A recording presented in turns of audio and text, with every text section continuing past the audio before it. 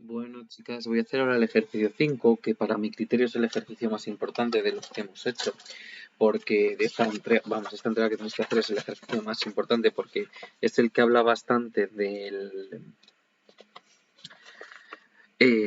enlace covalente, que hay que hacer diferentes estructuras de Lewis, sacar las estructuras, etcétera.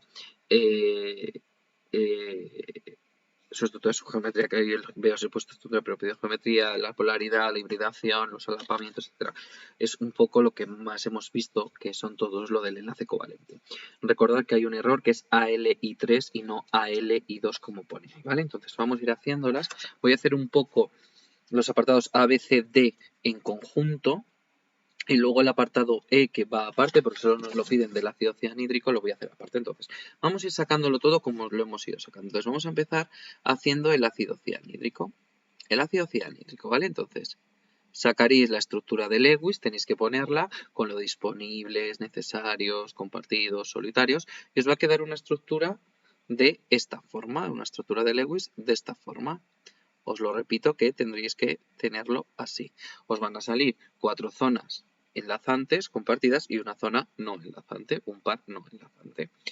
Entonces, ¿cuántas tiene zonas de electrones? Tienes electrónicas, tiene 2 zonas de electrones alrededor del átomo central, que es el que queremos saber, 2 zonas electrónicas alrededor del central, que por lo tanto es lineal la estructura que se va a crear. Aparte, como las 2 zonas son compartidas, hace que la estructura sea totalmente lineal. Por lo tanto, la estructura real es la siguiente, es H, C, triple enlace, N. Y esto, como es lineal, son 180 grados. Que hay que ponerlo. ¿Es polar o es apolar? Pues tenemos que el enlace HC es polar, y enlace CN polar también, pero con diferencias de electronegatividades. Por lo tanto, es imposible que se anulen. Por lo tanto, va a ser una molécula totalmente polar. ¿Por qué? Porque aquí es más polar el hidrógeno, bastante más que el carbono, y el nitrógeno es más que el carbono, pero menos. Es decir, los momentos dipolares se ven de esta forma. No tienen la misma longitud esos dos vectores. Por lo tanto, es imposible que se anulen y, por lo tanto, la molécula es polar. Identifica el tipo de hibridación. Como tiene 2 zonas de electrones alrededor del átomo central, se hibridan 2 orbitales. Las 2 zonas de electrones que se hibridan hacen que sea sp. Una hibridación del tipo sp. Ya tendríamos a B, C y D. Vamos a ver el caso del CHCl3. Si hacéis la estructura de Lewis, os va a salir de la siguiente manera. CH, Cl, Cl, Cl y aquí 3. Es decir, os van a salir 9 pares no compartidos y 4 compartidos. Por lo tanto, tiene 4 zonas de electrones. Por lo tanto, forma un tetraedro, que ahora lo dibujo. Y como las 4 zonas son compartidas, también es un tetraedro.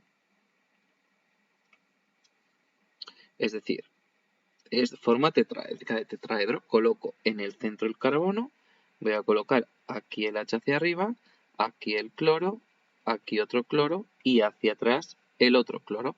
Y esta entonces sería la estructura de tetraedro que tiene. ¿Cuántos son estos ángulos? Pues hemos visto que aproximadamente son 109 grados. Justifica son polares o polar. Es polar. ¿Por qué es polar? No lo escribo, pero os lo digo. Es polar porque aunque está en un tetraedro, podría llegarse a anular. Si todos fueran cloros alrededor del carbono, se anularían, porque la estructura geométrica de un tetraedro anula totalmente los momentos dipolares si todos los sustituyentes del átomo central son iguales. Pero ocurre que el cloro es uno de los sustituyentes en 3 de los enlaces y el otro sustituyente es un hidrógeno. Por lo tanto, la polaridad carbono-hidrógeno no es la misma que la polaridad del enlace carbono-hidrógeno, no es la misma que la polaridad del enlace carbono-cloro, debido a que la diferencia de electronegatividades entre el hidrógeno y el carbono no es la misma que entre el carbono y el cloro. Por lo tanto, no son capaces de anular los momentos dipolares y es una molécula polar. Hibridación tiene 4 zonas de electrones alrededor del átomo central, por lo tanto la hibridación será sp3. Siguiente, Cl2O. En este caso, es decir, las estructuras de Lewis os va a quedar así.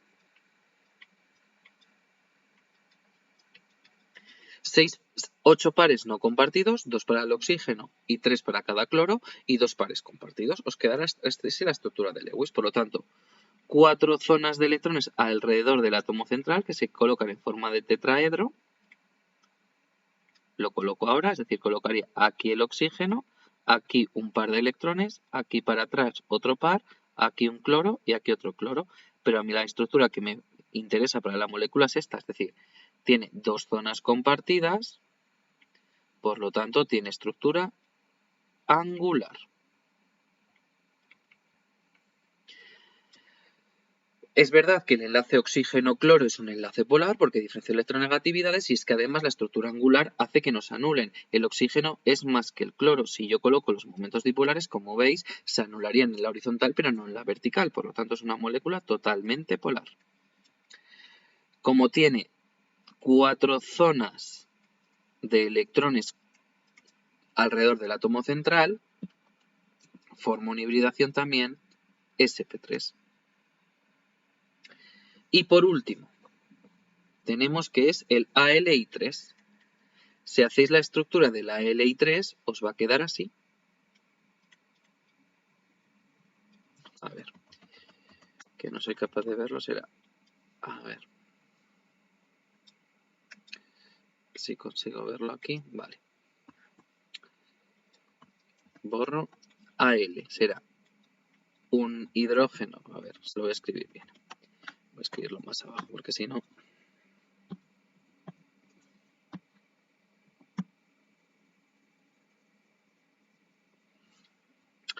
Será Al, I, y os van a quedar 9 no compartidas y 3 compartidos. 9 pares no compartidos o solitarios y 3 pares compartidos. ¿Por qué? Porque el aluminio solo necesita 6 a su alrededor. Es como el caso del boro, solo necesita 6 electrones a su alrededor. Por lo tanto, tiene 3 zonas electrónicas, por lo tanto se coloca en forma de plana trigonal, pero es que además esas 3 zonas son compartidas. Por lo tanto, tiene una forma plana trigonal. Se colocan como un triángulo. Si se va a colocar el Al en el medio, un yodo aquí, otro yodo aquí y otro yodo aquí. Es decir, se va a colocar así, como un triángulo. Es una sustancia apolar. ¿Por qué? Porque el yodo es mucho más electronegativo que el aluminio, así serían los momentos dipolares hacia el yodo, y es que esa estructura hace que se anulen totalmente esos tres momentos dipolares, haciendo que la molécula de AlI3 sea totalmente polar. Como tiene 3 zonas electrónicas, la hibridación que presenta es sp2. ¿Vale? De esta manera ya tenemos las 4 estructuras para el caso, las 4 estructuras, tanto la geometría como si es polares o no polares, y yo os lo he explicado de palabra, que habría que escribirlo un poco desarrollado, más la hibridación. Una cosa, nos faltan los ángulos. En el caso de la Cl2O, como es un tetraedro, también se serían 109 grados. Con que pongáis 109 grados se da por válido. Aunque sabéis que tendría que ser un poquito más pequeño de 109 grados, porque la repulsión de pares no compartidos es mayor que la repulsión de todos los pares compartidos. Entonces, estos pares no compartidos van a repelerse un montón, que van a repeler más a estos, y los compartidos se van a acercar un poco. Entonces, realmente va a ser más bien el 104 del agua, ¿vale? Que ya lo explicamos en un ejercicio. Y los ángulos del último es 120 grados. ¿vale? Porque se dividiría los 360 entre 120.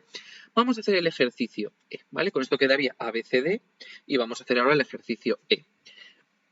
El ejercicio es un poco más complicado porque hay que aplicar la teoría del enlace de valencia para explicar los solapamientos. Entonces, lo voy a dibujar aquí un poco para explicar cómo son los solapamientos. Es decir, este dibujo queda perfectamente justificado. Entonces, aplicando la teoría del enlace de valencia, obtenemos que el átomo central, como hemos visto, es el carbono.